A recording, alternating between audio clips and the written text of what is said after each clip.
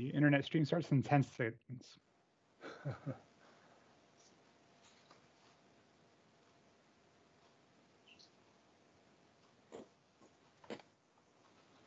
Okay. It's 7 o'clock. Can everybody hear me okay? Okay. So good evening, everybody. President Feeney could not join us tonight, so I will be hosting this meeting. Can we have a roll call, please, Doreen? President Feeney? President who? Here. Commissioner Brooke? Here. Commissioner Jackson? Present. Commissioner Quinones? Commissioner Quinones?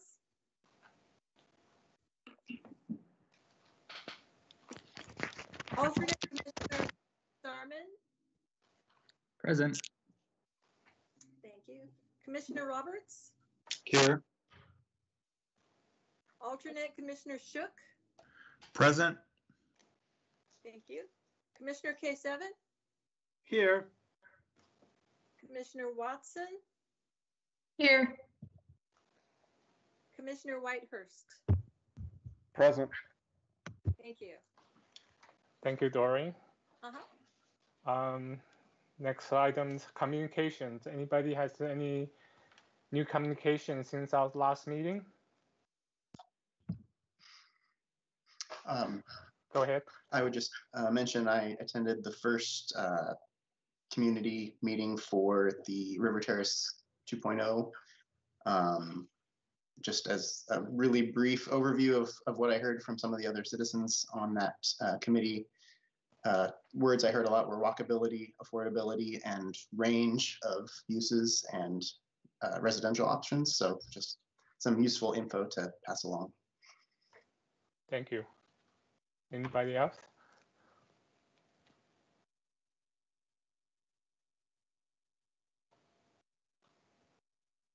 Okay. Next item is consider minutes. Anybody has any comments about the minutes or concerns? Okay, I'm not seeing anybody having any concerns. So Doreen, do you want me to sign an email to you, or Vice President Feeney, President Feeney would do that? If you would go ahead and sign them and send them to me. Okay, I will do that. Thank you. All right, now moving on to the main event of the show. So this will be a quasi-judicial hearing, and it will be case number ZON 2020-00002. So before the hearing, I have some required statement that I need to read. So the first is that the applicable substantive criteria are those listed on page, I believe page 2 of the staff report.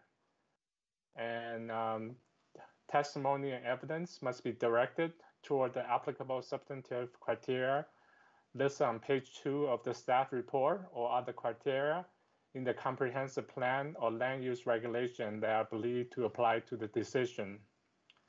And failure to raise an issue accompanied by statement or evidence sufficient for the decision maker and the parties an opportunity to respond to the issue precludes appeal to the Land Use Board of Appeal based on that issue. And I forget to read the brief summary of the application. So the applicant is requesting a zoning map amendment to rezone the 4.68 acre site from industrial light to industrial park due to the additional variety of IP zone permitted use available. No new development is proposed on the subject property at this time.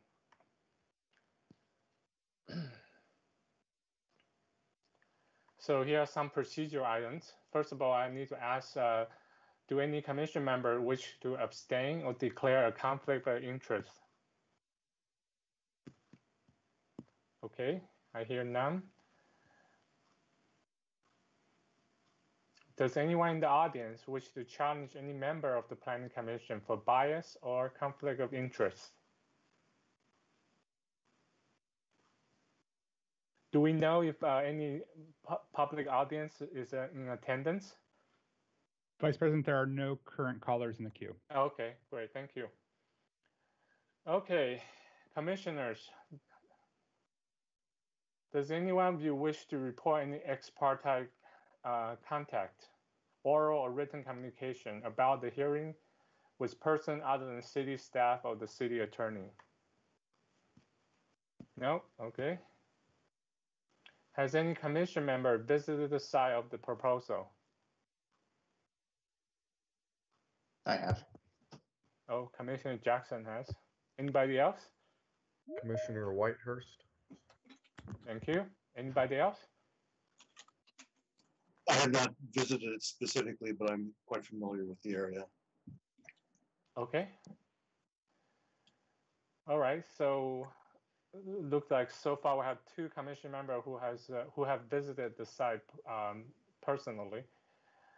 So there's no audience member, but I still have to ask: does anybody in the audience wish to challenge the jurisdiction of the commission?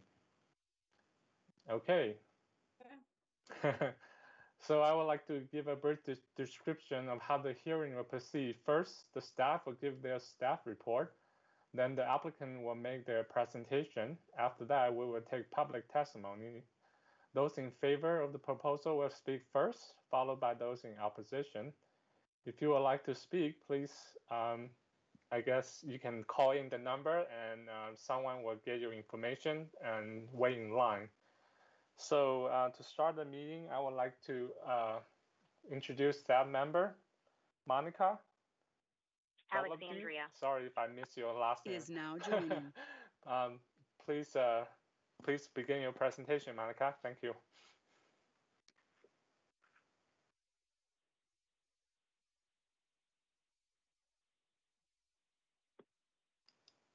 Okay, good evening, Vice President Hu and Commissioners. Can everyone hear me?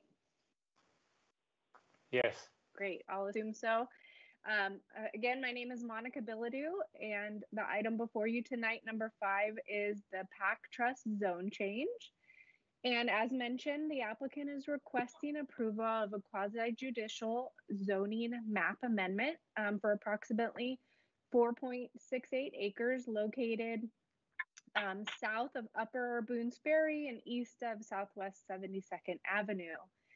These properties are currently built with existing buildings on site, and the proposal is to change the IL designation, the zone, to an IP, an industrial park. The comprehensive plan designation would not need to change. It is currently light industrial and can remain the same. There's a market demand for more office use in the existing buildings on the site, and the use office is not currently allowed under the existing IL zone. So this would give more flexibility to those parcels and allow for the office use, and that's the reason for this request tonight. And that was a summary I just spoke of. And here is the site with the 4 parcels that you can see around Upper Boones Ferry and 72nd. And the zoning, you can see adjacent IP zoning and then IL. So there is IP directly adjacent to the site. So kind of a quick staff report or overview. Staff has reviewed the proposal and the plans, and we found that it is in compliance with all applicable standards in the Tiger Development Code, and all the comprehensive plan policies that apply are satisfied. And they have shown that that due to the increased market demand for the office use in this area, that represents the evidence for the change in the neighborhood. So therefore, staff recommends approval of this zone change. And we received no comments from the public, no issues during the public review process. were identified. Oh, and that's all I had for the presentation. Ken Sandblast is here tonight, and he's from Westlake Consultants, and he can go further into detail of the project proposal or any questions that you have. This concludes staff presentation, and staff is available to answer any questions as well. Thank you, Monica. Commissioners, Thank you. do you have any questions for Monica? All right, I see Commissioner Jackson. Go ahead, please. Yeah, I have a quick question. On page 5, I believe, of the staff report, it lists commercial lodging under 2 categories, both the use categories that would become allowed and the use categories that would be allowed, but with more restrictions. So I wasn't sure if there were 2 types of commercial lodging being referenced there, or if that was just a typo, or.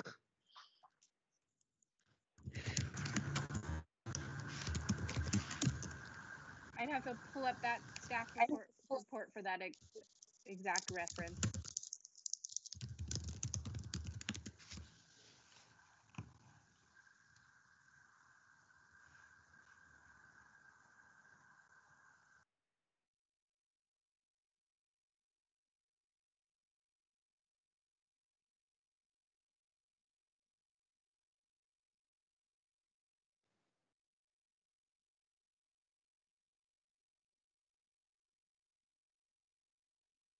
So I'd have to pull the zoning code out, but potentially what we have here is commercial lodging is allowed in both of them.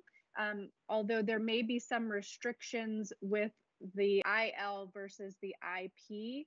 So they're both allowed, but there's potentially different footnotes how we have it listed out. I would need to pull the code exactly to see what it says.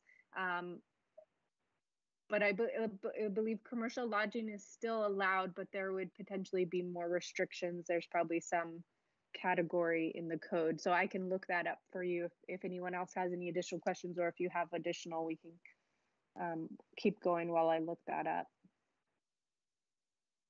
I think that was my only question, but thank you. Okay, commissioners, anybody else? No, okay. Hey, Vice President, I raised my hand, sorry. Oh, sorry, K7, go ahead. I didn't see it. Sorry. Hey, I wanted to ask a clarifying question. Now, with this zone change, will there be any kind of impact to existing tenants that are already there, either in terms of taxes or anything like that? Is there any impact to them, or this is a no-op for them? It's limited to those 4 parcels that are owned by PAC Trust. So we haven't included any adjacent parcels or, you know, any other owners adjacent that have not agreed to it. This has all been basically applied for by PAC Trust, requesting this of all their properties for this zone change. Oh, I see. I see. Okay. Thank you. Anybody else? Okay, let's move on to the applicant. So, Ken Sandblast. Okay, go ahead, please. Yeah.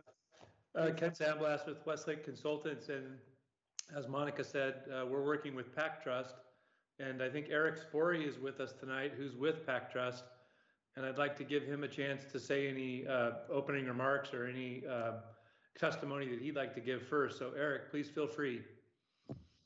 Great. I'll be short with my comments.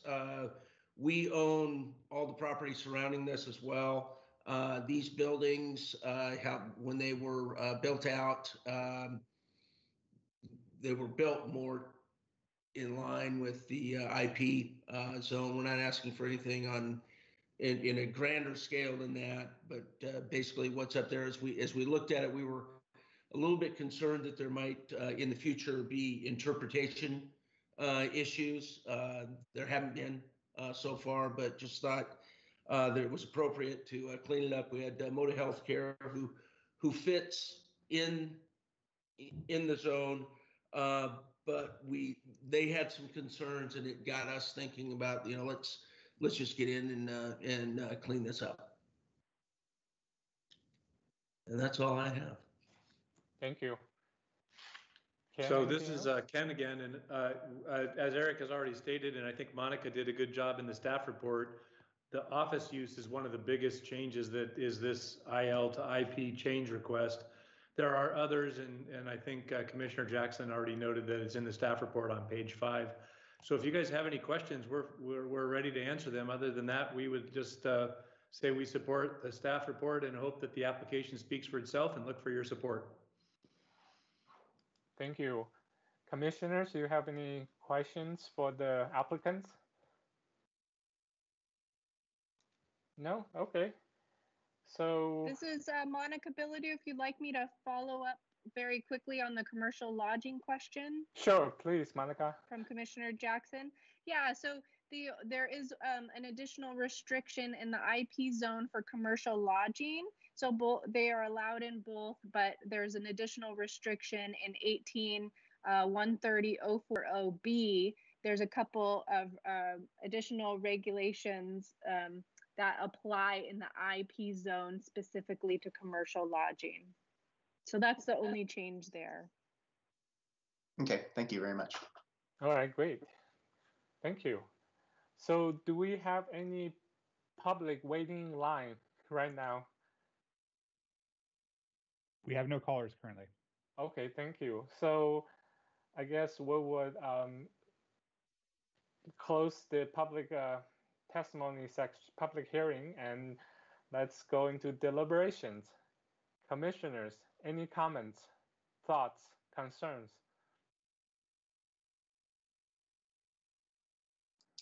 No real concerns here. It gives them more flexibility. Their buildings are already compliant. It looks like a good thing. Yeah, it looks like they're moving towards in the direction that we're wanting to head with the MAID, the City of Tigard's efforts with the MAID and reworking the zoning so that's more flexible and supports more of a accommodating working situation, restaurants and all of those things where people can stay where they're working and be able to eat or shop or do things and without driving. So seems like a good thing, generally speaking. Okay, Commissioner Jackson. Yeah, so in general, I think it's a reasonable request. My one area of concern is we are losing some potential industrial uses, and I know that Tigard has a very limited ability to provide industrial lands. I'm glad that Commissioner Watson brought up the Tigard MAID project because I think that might dovetail a bit with what we're talking about right now, where some of those uses might become more flexible in the future.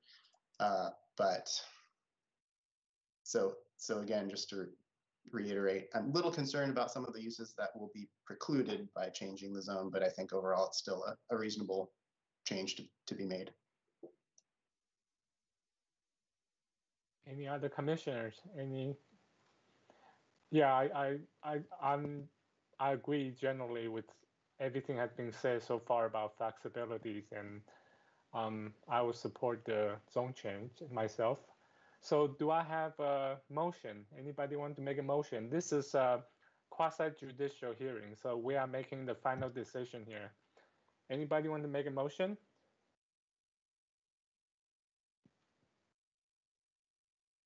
I move that we approve the application to change the zoning.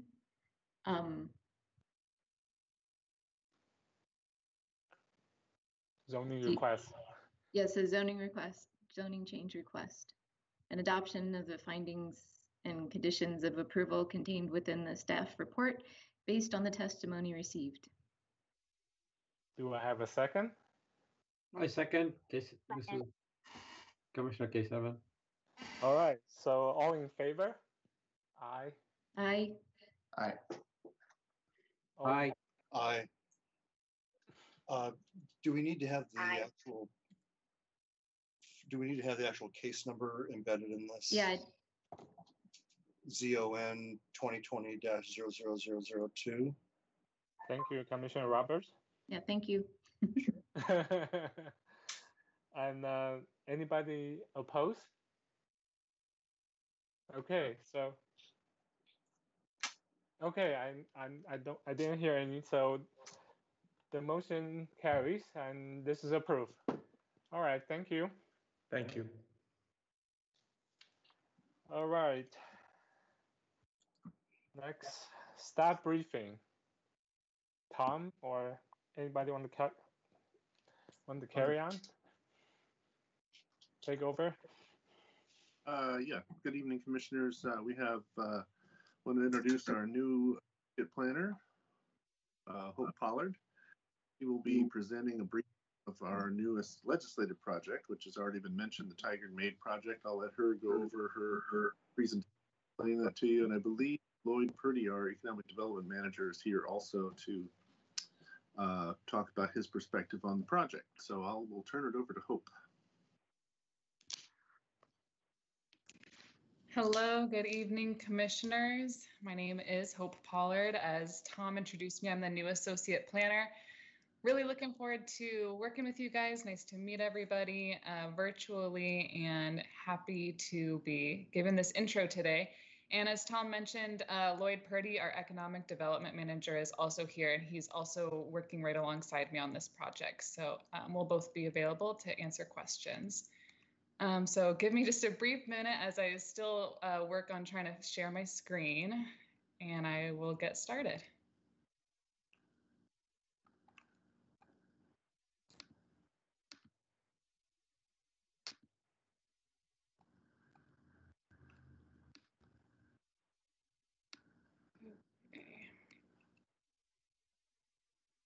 All right, can everybody see my screen?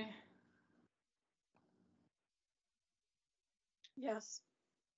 Yes. Okay, cool. Okay, so here is Tigered Maid, stands for Maintain, Advance, and Diversify Employment.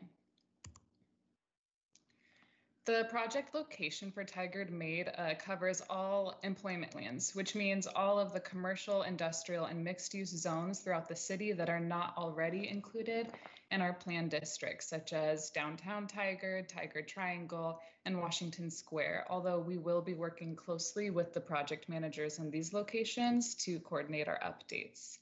I'd like to highlight this map for you guys. Everything highlighted in red on this map is land that is covered by the Tigered Maid project. And I'd also like to just kind of throw out there, please stop me if you have, anything you want to call out throughout the presentation. I'd like to keep this, conversational if you have any questions. So again, Tigered Maid stands for Maintain, Advance, and Diversify Employment. So what does that mean? It means we want to maintain our existing employment base while allowing it to advance into the future of meeting development and business trends. And we want to diversify the types of employment that are allowed in the city. And we also want to diversify in terms of looking at employment from a social equity lens. So why now? Why are we doing this project now? Well, the main catalyst for this project is the constrained employment land supply. As you guys already mentioned with the previous project, we do have a constraint on industrial lands in particular, but in all our employment lands, our city is reaching build out. We have less vacant, which means we have less vacant land to build on, and we're approaching more of a landscape where we're going to be looking more at redevelopment and infill development.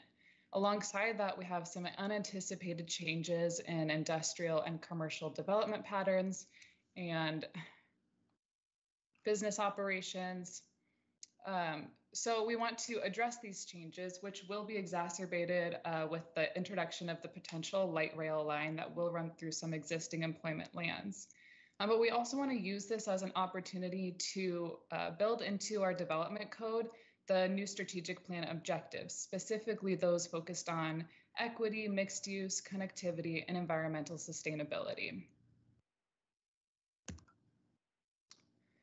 So to give you guys a little bit of background, our existing zoning is based on more traditional zoning, which is also known as single use or Euclidean zoning. So it breaks up uses into very distinct zones based on whether they're commercial, industrial, or residential. This has been really great for accommodating development trends to date, which have consisted of things like, like strip malls and box stores and big, heavy industrial uses that required the use of like adjacent rail systems, as you can see here with this steel industrial manufacturing. Basically, the intent was to keep some of these bigger, heavier uses away from residential. But as we're looking into modernizing our code, we're noticing that a lot of development trends today tend more towards mixing uses, and many types that have previously been kept separate are now able to mix more freely without impact. So we've seen this in like storage, office, and light manufacturing are doing a lot more mixing these days. And other uses also might be compatible, like general commercial and housing. And the city has recently turned away projects that combined things like wineries and breweries, which we consider an industrial use, with product sales, which we've considered a commercial use, and tasting rooms and restaurants, which we've also considered a commercial use. So you can see that something like that, a winery that mixes with product sales and tasting rooms, might be something we actually want to accommodate by our code, but our existing code doesn't allow this blend of uses. So we want to make sure that our updates can also accommodate these kinds of innovative uses going forward. Which brings me to the new zoning and development trends, which are right alongside mixing more uses, both within the same building and which we call vertical mixed use. So when it happens within the same building, we call it vertical mixed use. And a lot of times we see this as a residential component on top and retail on bottom, such as the 72nd apartment complex mixed use development in the Tiger Triangle. With Tiger Made, we also want to look at more what we call horizontal mixed use. So spreading this out so that we can allow a lot more mixes of uses within the same zone or area.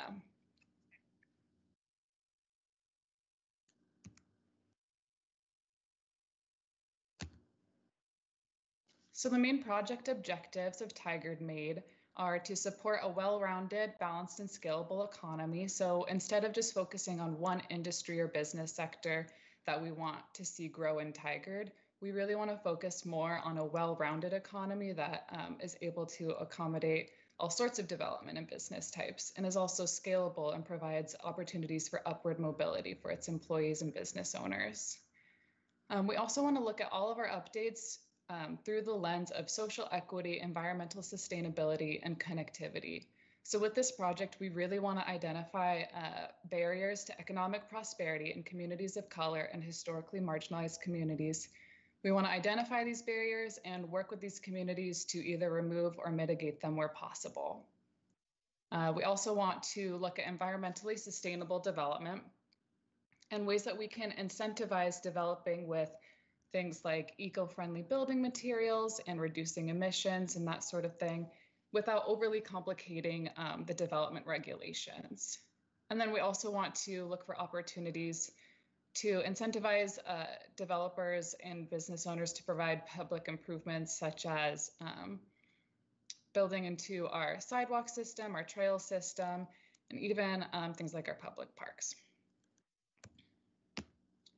So over the next couple slides, I have some key questions that the project is seeking to address.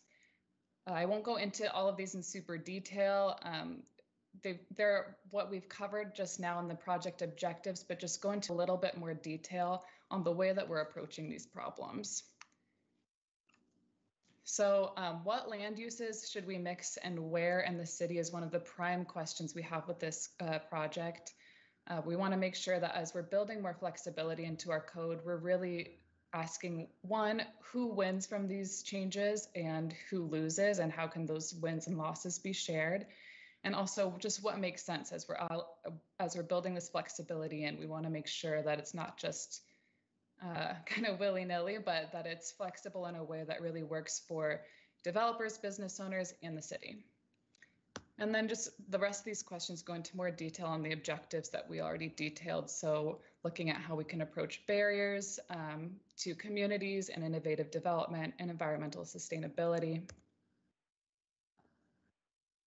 Another key question we want to ask is what factors attract developers, business owners, and employees to a location? So we can build in all these, all these updates and look at all these questions and look at what we as the city want, but we also have to be looking at, to a degree, what the market wants as well, so that the updates that we build into our code are actually utilized and acted upon, and then we see the types of development that we want to see. And then the very last question here is also going to be very key in this project. How can places redevelop? As I mentioned at the top of the presentation, we are reaching build out. We have a very limited supply of vacant land, so we really need to be looking at redevelopment as we're approaching these updates.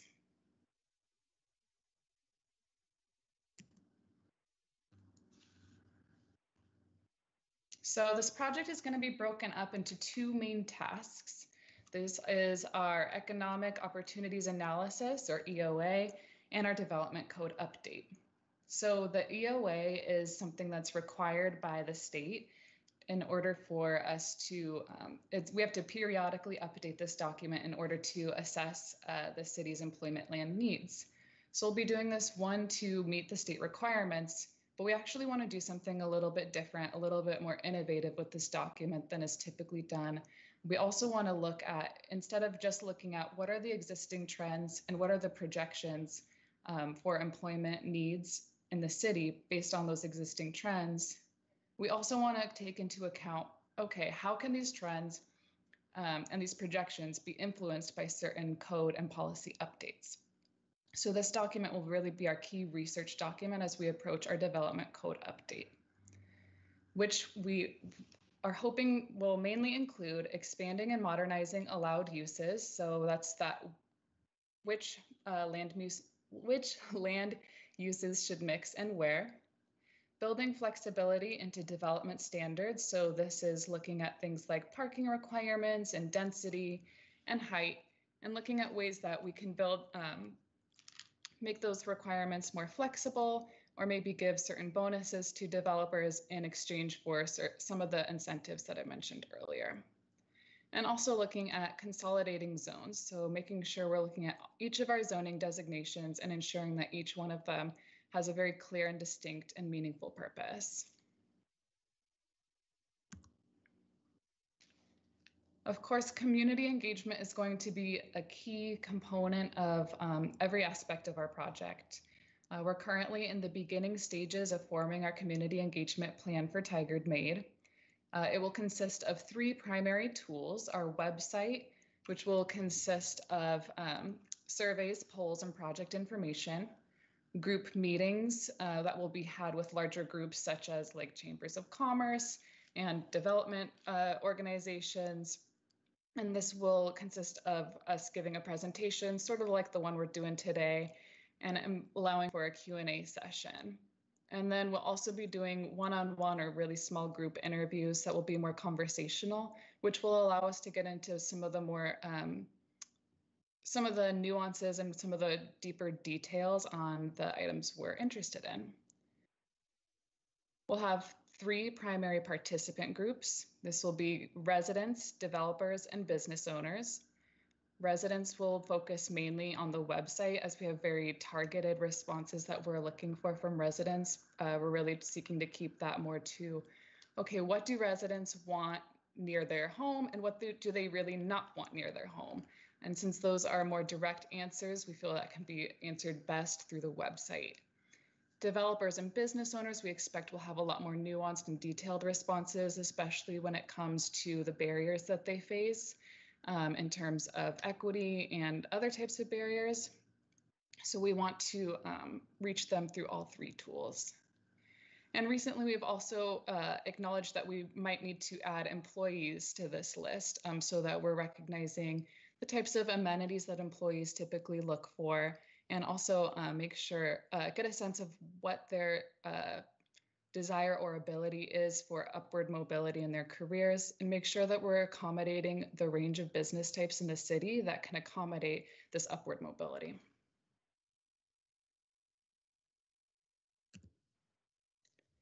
And finally, our project schedule. So including implementation and marketing of updates and training of staff, this project is slated to last until about June 2022. So it will begin with our EOA and our policy and code audit, which are ongoing right now. We're currently looking for an EOA consultant to come on board, and that will last, we're estimating, until about March 2021. So once that research phase is done, we'll be moving into the policy and code update proposals, where we'll really be looking in earnest at the exact policy and code updates that we want to implement. And then we'll have that implementation phase where we will market these updates to developers and business owners and train staff. So what's next? Next is we hire the economic opportunities analysis consultant, which, as I mentioned, we're currently working on. We're working on the scope at the moment and hope to hire somebody on in the next few weeks. We're also working on setting up our engagement website and initial outreach events. So we're currently developing our survey and interview questions for when we have these events. And we're going to continue code auditing and research as we've been doing, looking at opportunities that we can implement in this project. So this concludes my presentation.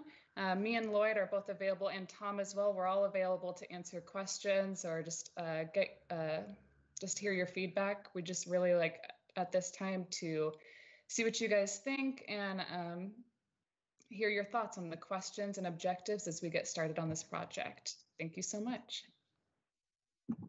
Thank you, Hope. Commissioners, do you have any questions or suggestions, concern for Hope and staff? Okay. This is K7. Okay, K7, Sorry, go ahead. This is K7. Hi. Yeah, very nice. Welcome aboard, Hope. I'm glad you're with us now. So it sounds like a cool thing to do with future in mind, etc. Right? This feels like a cool thing to do. Is there a downside to doing this? I'm sorry, my thing is lagging. I'm trying to.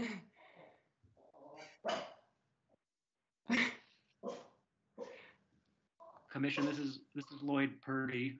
I'm the city's economic development manager, and I don't think we've met yet. I was working for the city of Tigard, and then I left, and I've come back. And in that time, I think most of the commission has changed. So it's nice to meet you all. You know, there are things we want to keep in mind, consequences that we want to be careful of. Zoning often influences property values, and making dramatic changes can change property owners' expectations of the value of their property, which can sometimes change their development schedule. We see that happening in parts of the city. So there are things to be aware of. I don't know if there's negatives. You know, a good code and good zoning should represent what the community needs and wants in the future, the types of businesses that the community wants to see. And that's the program that Hope has put together. So there are things that we want to be conscious of and careful about. But I don't know that there's necessarily negatives to making intentional and well thought out changes. Tom, do you have any other thoughts or Hope?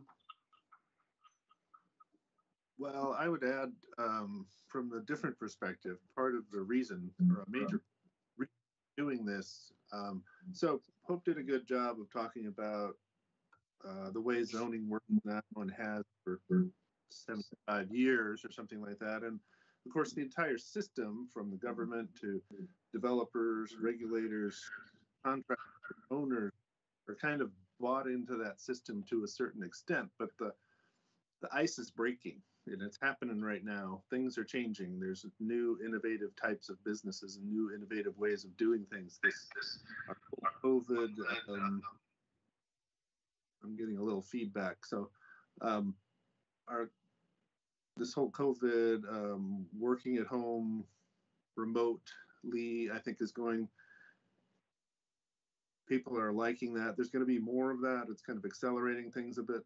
We want to make sure, we want to try to get Tigard in a position where we can accommodate and entice and provide a place for a lot of these new innovative ways of doing things. But you raise a really good point. We don't want to do that at the expense of many of our current employers, or to put other, regulatory hurdles in place. So it's going to be a tricky threading of the needle, but we're going to, as you can tell, we're going to talk to a lot of people, a lot of the smart minds that are out there thinking and doing these kinds of things. And we will be keeping you in touch and bringing you along through the whole project. I'm pretty excited about it. I think we could actually do something really, exciting here.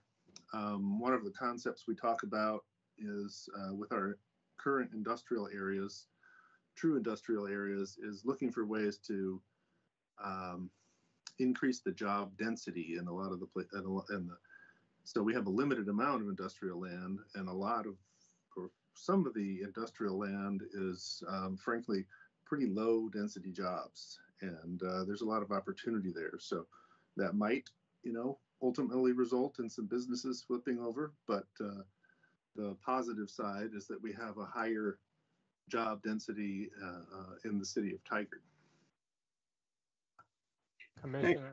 Thank you, guys. So one follow-on question, Tom and others, is are there prior art, meaning are there places where they've done something like this? Are there learnings we can get from that by any chance? Not necessarily locally, but elsewhere. Well, I will defer to Hope and Lloyd, because they are, as we speak, searching hard for this all over the country and the world. I've asked them to look for examples that we can learn from. So, Lloyd, you're on mute. There you go. There you go. Got the mute off. Thanks for patience. I can actually give you an example in our own backyard. 3 or 4 years ago, on the Hunziker project, where we said to a developer, we'll allow you, through a master planning process, we'll allow you to mix and blend the activities on your 40-acre site. Do some industrial, do some residential, and do some basically office. And that's working to the community's benefit. We're getting affordable housing. We're getting space set aside for office development, space that's being developed for industrial development. So we're seeing that action of when we allow it, a blending of economic activity. And that's, right here in Tigard, just on the edge of our downtown.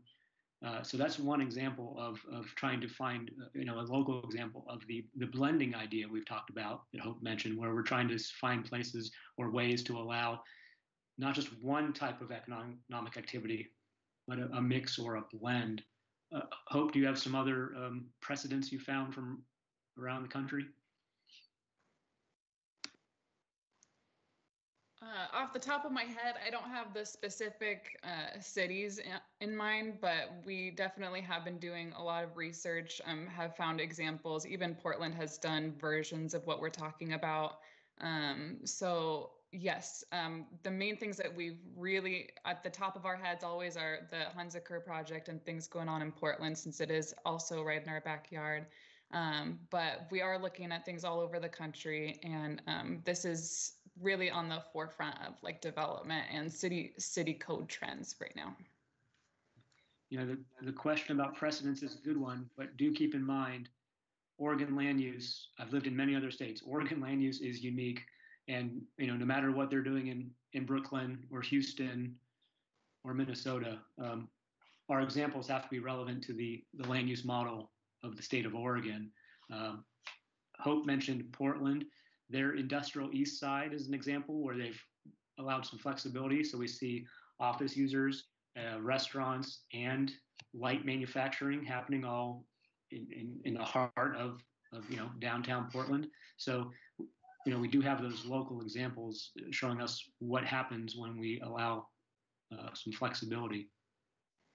Did that answer? I know we don't have a long list of precedents. No, this is very good. At least it gives me some idea about the types of things we are thinking about, right? And I'm sure they will have some key learnings that they have had now that they've done some of these for a while.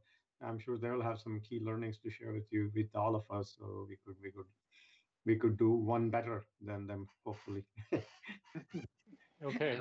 And one thing I will add too is a lot of the things that we are very in the early stages, but a lot of the things that we're considering too we're kind of taking elements of things from different cities that have worked. So I don't know that necessarily any other city is doing exactly what we're planning to do in every capacity, but we are picking kind of the best practices from different cities. And that will be another big question that our economic opportunities analysis will answer. A big component of that will be analyzing the trends specific to the objectives of Tigard Made that are going on in other cities, and kind of what are gleaning some best practices from that, and then running some trend analysis to see what would that look like specifically in the city of Tigard. Quick question. Well, thank you very much. Okay, So- Commissioner Roberts, go ahead. Thank you. At the beginning, you'd mentioned that there were unanticipated changes in industrial and commercial development patterns and operations. And the example I saw was a blending of retail and commercial and things like that. And what I'm wondering, but at the same time, okay, so unanticipated for us, which makes me think COVID, but then there are other cities that are also seeing similar changes pre-COVID because they've already implemented these changes. So I'm wondering, what are the drivers? What are the kinds of changes that you're seeing, and what's driving it? Or is it demographics? Is it technology? Something else? And what can we characterize what those trends are? Sure, Chair Roberts. I'll jump in here and give you an example about a change we see happening. It's at our doorstep, and one of the trends that I think is driving that. And then if Hope or Tom or anybody has some thoughts, I'd like to hear those too. But it's a trend I saw about 2 years ago, and I thought it would be coming to our region because it's coming to every region in almost every city. And that's what I would call micro distribution. You see national retailers, think of Home Depot, Lowe's, Walmart, anybody that has a big box. They're buying other lower cost big boxes and using those as distribution facilities so they can get all of us consumers our products more quickly. In fact, there's so much demand for this micro distribution that if we allowed it, it would chew up every available square foot of commercial real estate we have. The needs of a big box micro distribution aren't very dissimilar, or are very similar to what you see in a Toys R Us that is empty now, or a Sears building that is empty now. They need a lot of space. They need the parking lot. They need the access that defines a lot of what Tigard has. So that's a consumer trend, whereas we as all as consumers want those packages showing up every couple of days on our front doorsteps, especially during COVID. And the best way to meet that is not just through a regional Amazon distribution facility like we see out in Troutdale, but micro distribution facilities, one in every city. Like those, like buying Whole Foods to use it as a distribution outlet. Yes, sir, absolutely, a great example. But now think of what if Amazon that owns Whole Foods then went and bought, some other grocery store and just started using that grocery facility as their distribution. But you're absolutely right. That's a great example. So that's a trend in retail consumption. It's not something our code has prepared for. So it's something that we need to adapt to and acclimate to.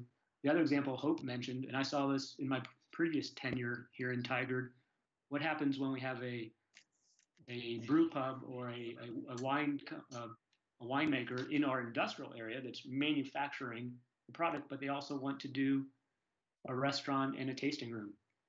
our existing code isn't quite ready for that, and that's already come. We've already seen that. So it is time to update the code and our zoning. And again, those are two examples. Part of Hope's project, I know she's focused on this, will be to do some preliminary research to find out what other trends we see happening nationwide that we know will show up on our doorsteps. Hope, Tom, is there anything else I've missed? Or commission? I would say we are, we're not at the beginning of changes. We've been seeing it for 8 years. And I've had this particular project on work program some time now, getting to it. But COVID, I only brought it up because it's an immediate thing that's having an impact of possibly speeding up some of the trends. I don't think it's creating any new trends. But Lloyd gave a bunch of good examples, but I would also go back to, the whole purpose of zoning, the way it was created and how it developed up to now is primarily to separate uses that have impacts on each other.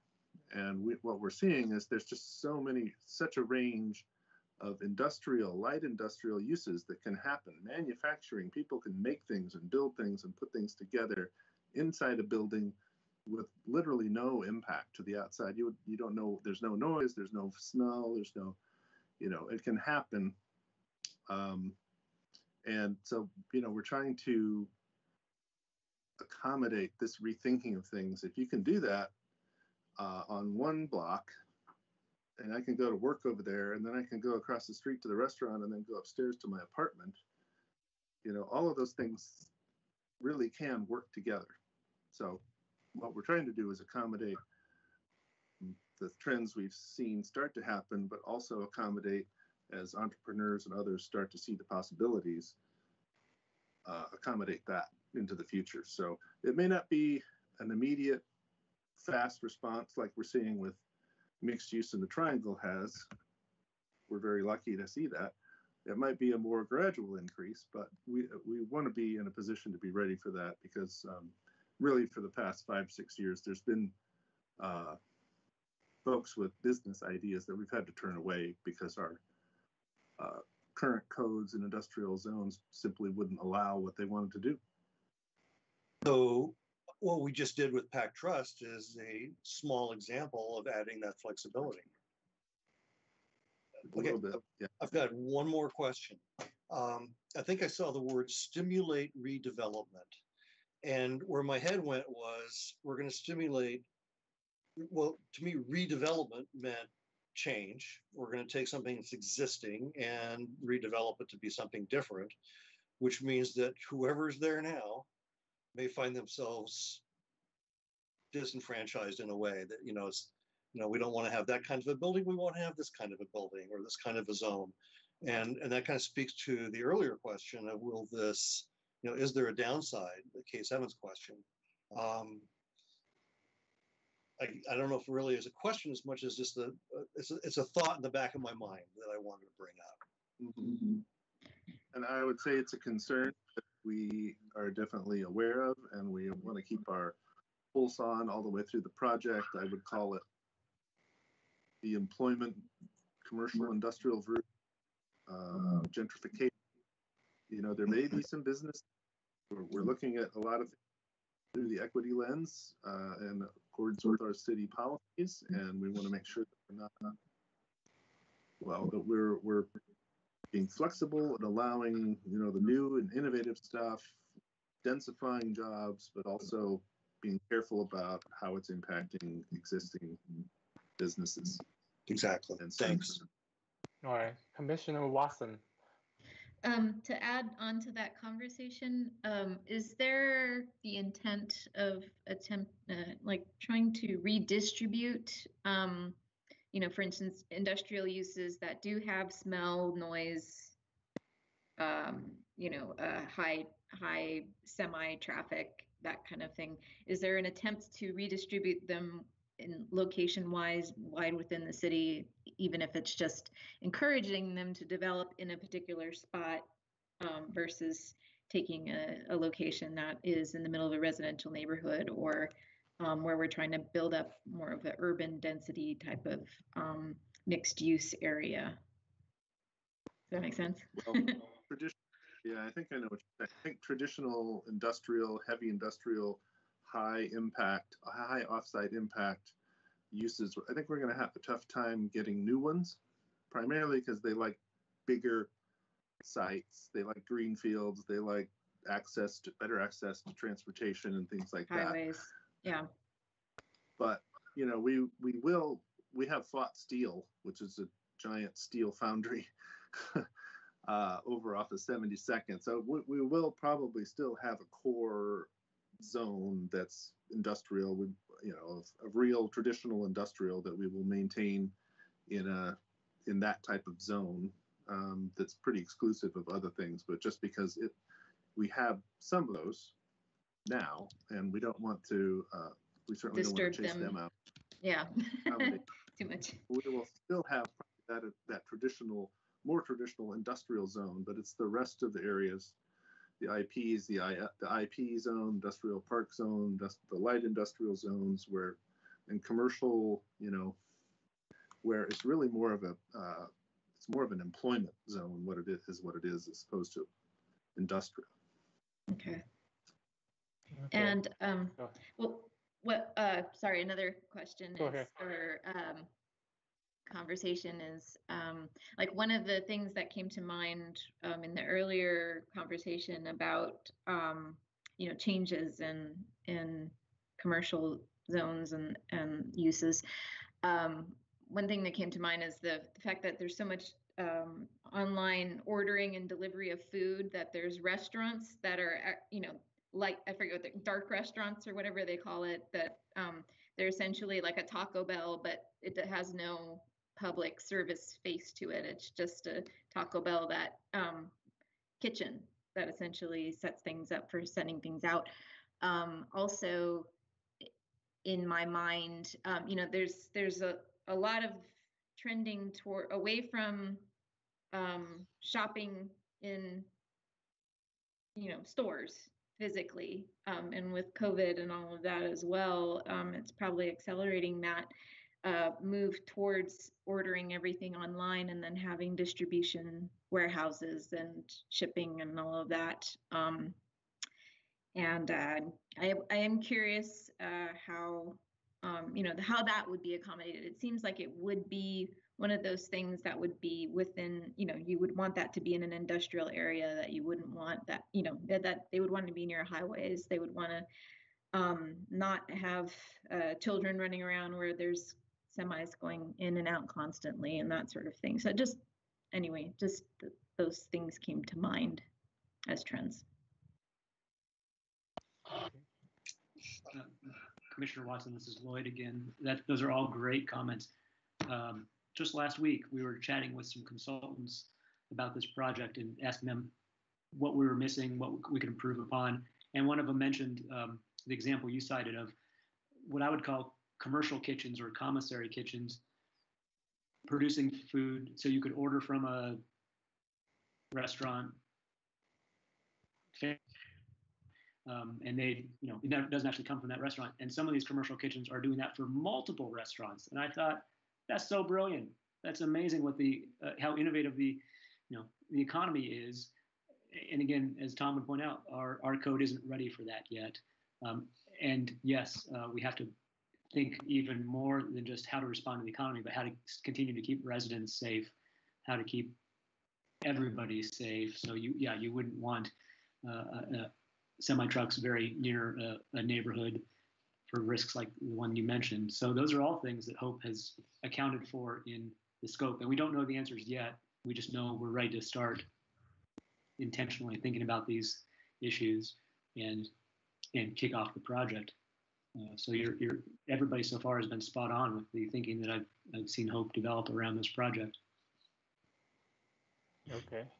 I see two hands up, but before I go to them, Commissioner Jackson, do you have any questions? I do actually. My question, well, my brain had latched on to the phrase zoning consolidation from earlier, especially in light of the hearing earlier tonight. does that most typically mean that zones kind of merged become a more inclusive zone, or that their uses overlap more? So like with the light industrial and industrial park, like what might those two look like in the future? Well, we'll see where we get to. My thinking is we might end up with something that's an industrial zone where fought steel and things like that are, an employment zone, which is a mix of light industrial, industrial park, office, some retail, commercial, things like that, very broad zone, and then maybe a more traditional commercial zone, something like is, zoning simple, but then, we get into the codes and the restrictions, and there might be a little bit more meat to that. We're trying to, I mean, obviously we don't want to make it really complex, but probably more of and I always forget the zoning term. There was a term of art back in the 90s that the zones were all the rage, these types of codes were all the rage, where you just, you only looked at the offsite impacts. So, and we kind of did that with plan district that you never hear about here in the city of Tigard, which is the Clean Water Services wastewater treatment plant has a plan district, and they've been doing lots of additions, lots of changes, and they do it all through a building permit process. And we have a whole set of noise restrictions, odor restrictions, glare, and as long as they can come in for their building permit, they can show that they're going to be under the thresholds of all of those types of things at the property line, we let them build. Now, I wish I could remember what that's called, but I can never remember. It always escapes my mind. But it's essentially, you look at, instead of the use, you look at what is the impact that it creates or generates on its surrounding properties and control that. That's another idea that we're going to blend in. Well, before I go back to Commissioner Watson, I have two other commissioners, and I will give them a chance first. Commissioner Whitehurst, do you have a question? Hi, yeah, I guess I would just also like to make a comment, and also I really appreciate you, Hope, Tom, and Lloyd for presenting today. I absolutely agree with the steps being taken going forward, and I feel like my responsibility being on this commission is just kind of elevate my voice and my opinion as a community member of Tigard. And so I really appreciate you doing the surveys, and especially, if I may just say, continue please to do a lot of survey work, especially for those who are most impacted, because in my opinion, this change is being driven from, and Tom, I appreciate what you're saying is less of a use and more of a, impact, but in my opinion, it's the highest and best use thing that's being taken place. And, rents are going up, and so inevitably people are going to be impacted.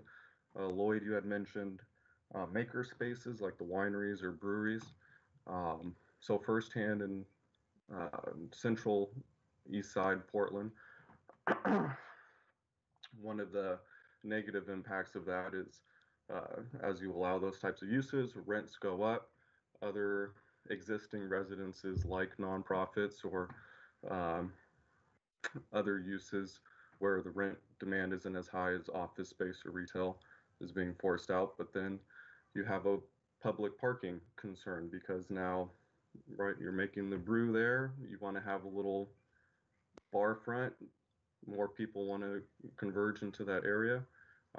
And so some existing residences or existing folks are a little frustrated by parking, but I get it. And so I just want to say appreciate the thoughtfulness, and if I may just kind of elevate continuing the survey to those who are going to be most impacted. Thank you. Thank you. Next one will be Commissioner Kinos. Ali? Hi, yes, actually, great lead in, Cole, thank you. Because I was really wanting to hear the impact that was discussed about the communities, the marginalized communities, communities of color, small business owners, women business owned or women owned businesses. And what are the current numbers for Tigard for those populations? And like, what are your goals for this project? Where do you see either pushing it to have more women owned businesses or minority businesses or small businesses? And, you know, how is that being factored into the surveys as well as your development?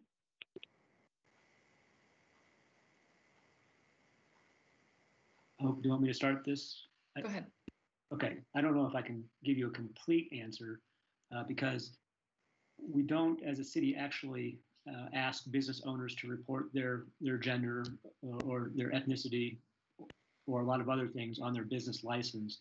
But what I can tell you, based on the programs we've been running recently to help businesses through COVID-19, is that 30 to 40% of the businesses that we've been helping are either women-owned or minority-owned businesses. So that's a small sample. That's about 300 or so businesses that I'm drawing from to get that percentage out of the 3,000 companies that are in Tigard. But certainly, of our smaller size businesses are very much entrepreneurial businesses. We have a significant enough, a 30 to 40% rate of women and minority-owned businesses. And that's absolutely something that Hope and I have been talking about as it comes back to land use. And how do we make sure land use doesn't create barriers for those entrepreneurs? So that's on our minds. I don't know that we know an answer yet. But again, let me circle back around. And a rough estimate I can give you of our smallest entrepreneurs are very much our entrepreneurial business community.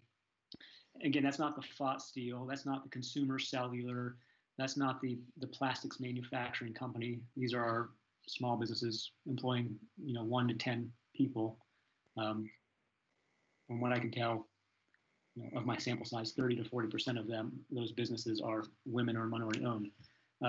So we're cognizant of this. It's something we want to be very intentional about. And the city's newly adopted strategic vision very much focuses on equity. And there are actual action items in that strategic vision that talk about creating an equitable economy. I'm summarizing it and saying it briefly, but focusing on an equitable economy, focusing on an economy where all of our businesses and residents can be connected by paths and walkability and sidewalks. So there's a lot of issues wrapped up in this very important project that Hope is going to lead. It's not just changing the code and zoning. So I've rambled for a little bit. Hope, Tom, can you add some more content around the theme of equity that we've been talking about? Yeah, I do want to highlight that, like you mentioned, equity is something that is at the top of our list as we're approaching all of these updates. I don't know that we've had like a target number in mind. That is a good point, and maybe something that we should consider or think about in terms of numbers going forward. So far, we've actually just been looking at really the core 2 questions that keep coming to my mind every time we approach an idea with this project are what are the barriers that people are facing, and I lost my second one. Or what are the sorry.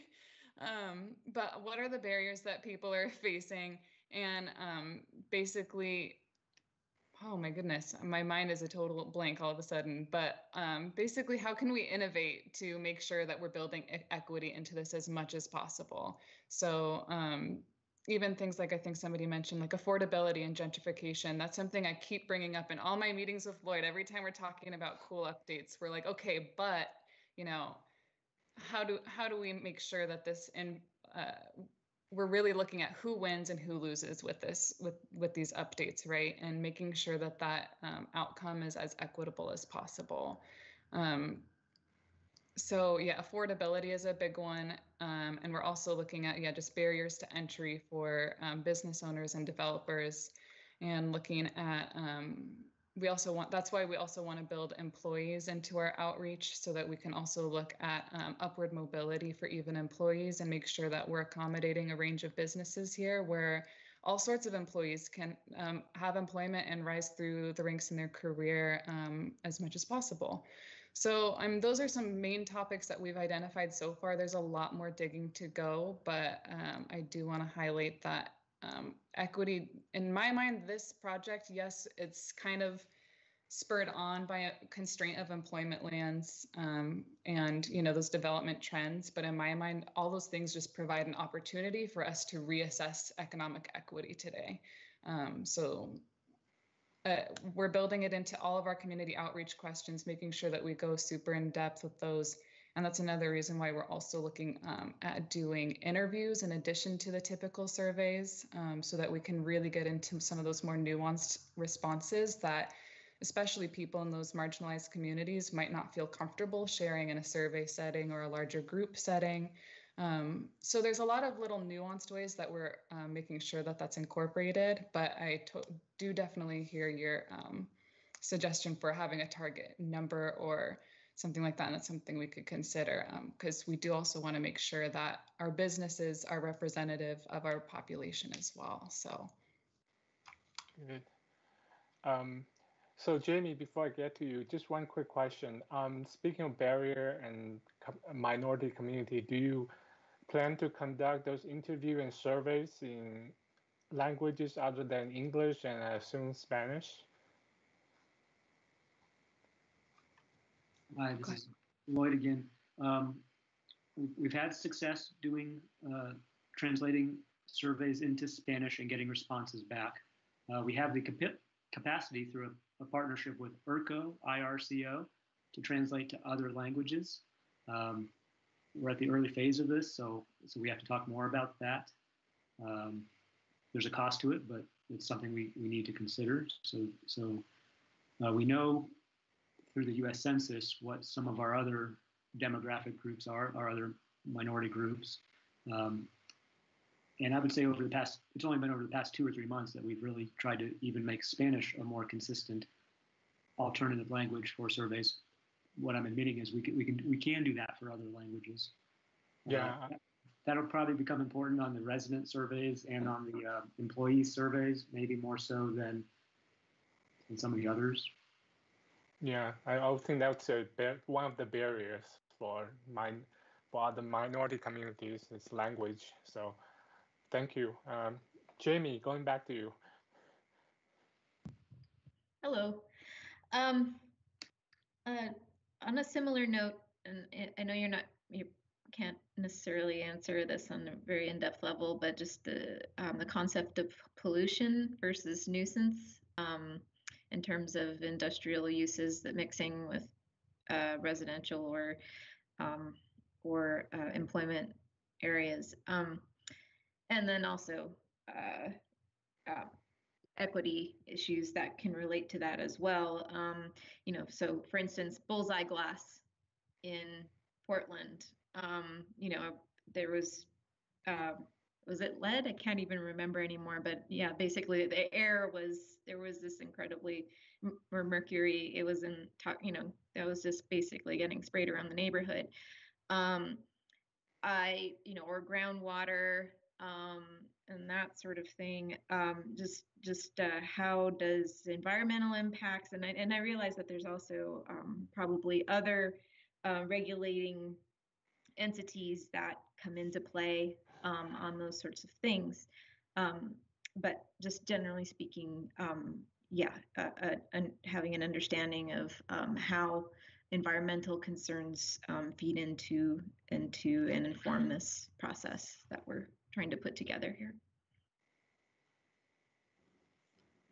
I will say it's one of our key sub questions So when we're asking some of our key questions, including what land uses should we mix and where, that's one of the considerations that we have written out in our documents, is also looking at environmental impacts of, like, yeah, when we're relocating or remixing things, are certain residents benefiting or being hurt by that adjustment more? And I think, yeah, the main point of that is, yeah, are we allowing now some dirtier uses closer to certain residents? And that is a key consideration. I don't know the answer to how to solve for that yet, but that's something we'll definitely look at. Yeah, it's, you know, like the brewery example has been brought up multiple times, and breweries are very smelly. They smell very much like hops, and some people wouldn't mind living or working near that, and some people would. But it's mostly a nuisance versus something that could, you know, if they aren't following the law on with their environmental mitigation on whatever it is that they're producing, just what are the repercussions to those adjacent to them, and creating a system for them to know if something is like that is going on, or be able to complain and have things cleaned up and all of that kind of good stuff. So thank you very much for the great presentation and the conversation. Thank you. Thank you for highlighting the nuisances too. I like that distinction of nuisance versus pollution. So I'll make sure we have that built in as well. Anybody else? Commissioner Roberts, Commissioner Jackson, do you have any more questions? No, not here, thanks. All right.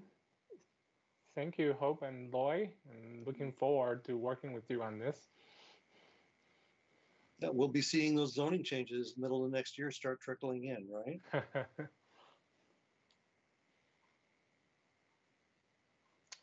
Okay, so next item will be other business. Tom?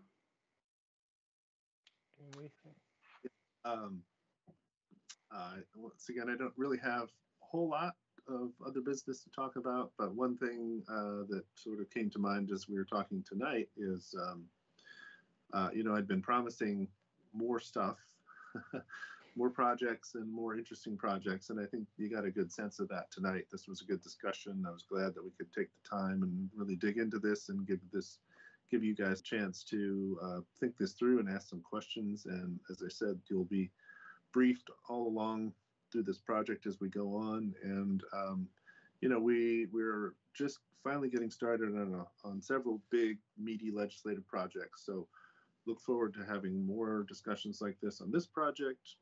We'll have some really interesting discussions on the Washington Square update, on the River Terrace 2.0.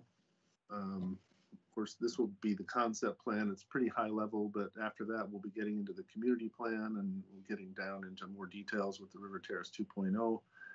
And then we've also, you'll be hearing from our senior transportation planner, Dave. He'll be bringing the TSP, the Transportation System Plan, which is a part of the comprehensive plan. So you will have to debate and review that and approve that.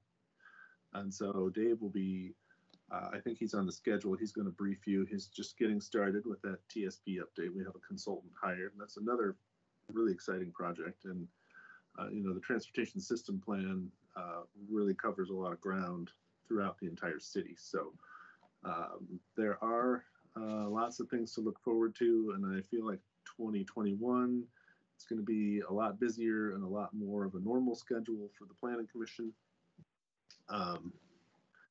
We had COVID, and we had a little bit of a transition between big legislative projects to new big legislative projects, and it takes a little while to get those cranked up. And so it should be an interesting year next year. That brings me to, we're only losing one commissioner. That's our president, Brian Feeney. His term is going to be up at the end of this year. So we will have one voting member space that's opening up, and we're accepting applications right now.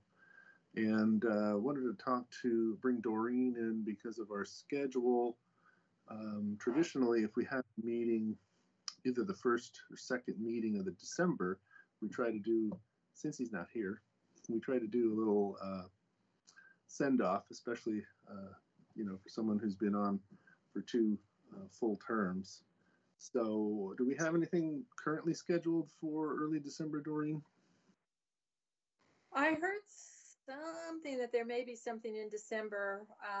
I'm thinking it was from Agnes. She has something on November 16th, possibly scheduled. That's the appeal of the Kitty Cat. That's Probably the not only thing gonna I actually have on the schedule. I don't have anything from Dave either. But I do have in January. Go ahead. Oh, I was going to say, I will talk to Dave to make sure we get him on the schedule to brief you on the TSP.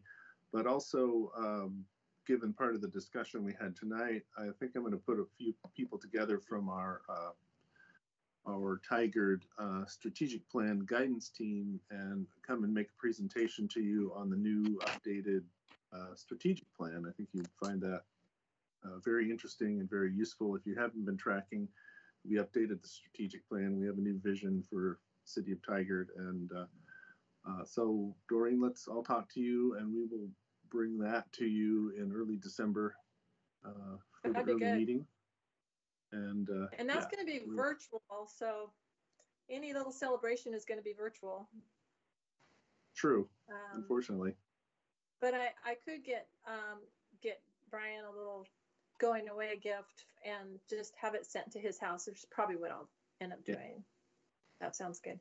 And then we have something January 4th. Sean Fairley has a city center urban renewal plan substantial amendment scheduled. That would probably be our first meeting of the year, January 4th. And that's when we will need to elect our president. So one other thing for you to think about in the coming weeks and months is that position. So yeah, we could you can mail the gift to Brian, and then when we have the meeting and the celebration, he can open the box. That's about the closest we can get to. That's a good idea. That's a really good idea. We could do that. Okay. So I don't have anything else tonight. Jamie? Okay, so the rotating calendar does not show anything yet, but expect something early December and January 4th, I think I heard. Yes. Okay, cool. And there are some quasi-judicial cases out there floating around in potential, but they're not specific hearings that you have to have. They would be appeals if necessary. So, well, we do have a zone change. The one that got canceled is on hold right now, but when it's going to come back, whether that's December or sometime in January. That was the one from August. Yeah, I think Jamie was going to ask me a question. Yes.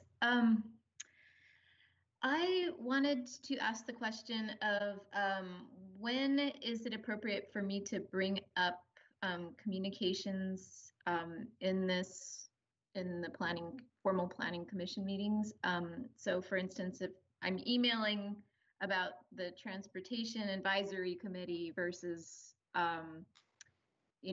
where I may be participating as a commissioner, I may be just participating as an interested citizen or what have you. I guess what's the sort of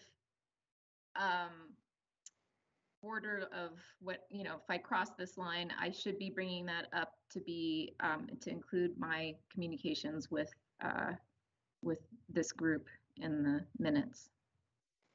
That would be that point at the beginning of the meeting where we talk about communications, when the president asks if there's other communication issues that the planning commissioners want to Yes, but bring it up. But as far as what kinds of things are appropriate to bring up, maybe you're asking? Yes, yes. If you have been officially, voted on by the commission to sit as a member of an advisory committee, then you should be reporting in on that. And that's okay. What Commissioner Jackson had done tonight with his being on the River Terrace 2.0 committee. And then my bad memory, I'm not going to remember who. Well, I think you are on the Washington Square. Yeah. So you could report back on that after meetings. Yeah. Okay. And also, if they've been to a conference, if they've, if they've really anything you kind of want, if you've been to you've read an article, you've been to a conference, you've seen a video, something that's you think is of direct interest and yeah, to the commission, that would be the time to bring it up. Okay, I appreciate that. All right. I have a better understanding now, I think, of that.